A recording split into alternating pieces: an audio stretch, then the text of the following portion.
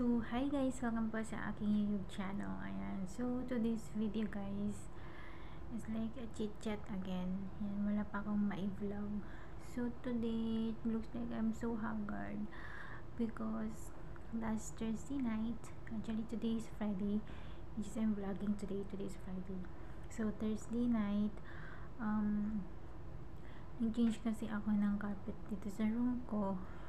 Ang bigat ng carpet guys. And yun, tas yung mga table, minove ko siya para mailagay ko yung carpet.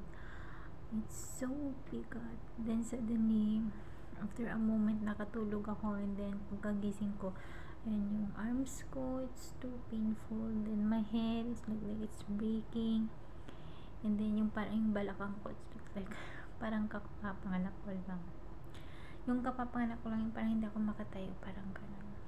And then yun, until now, ang sakit pa rin ng head ko, parang nabiglata yung katawan ko na nagbukas-buhat na ano. Ayan, so I have a plan today actually to step out.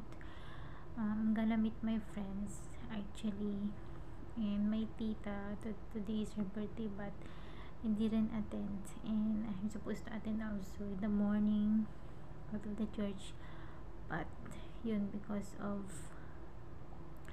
tiredness and yun, weakness, body weakness, hindi na ako tumuloy. So I just decided to rest full day in my room na lang.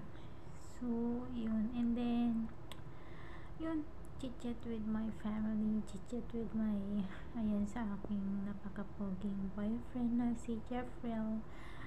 And yun, I think my day was complete naman and totally fine, though whole day in nasa room na lang ako.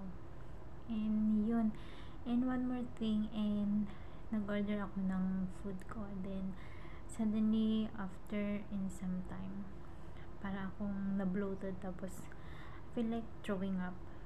So yun, mas lalong na-worst yung headache ko, so I decided to go and then remove it, throw it out, para makahinga-hinga ng medyo ano, parang hindi ata maganda talaga yung pakiramdam ko, not because of the food, maybe talagang hindi maganda yung pakiramdam ko today.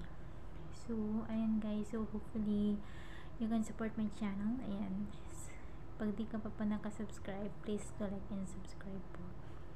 Ayan, thank you, good night, and or good morning everyone, and God bless.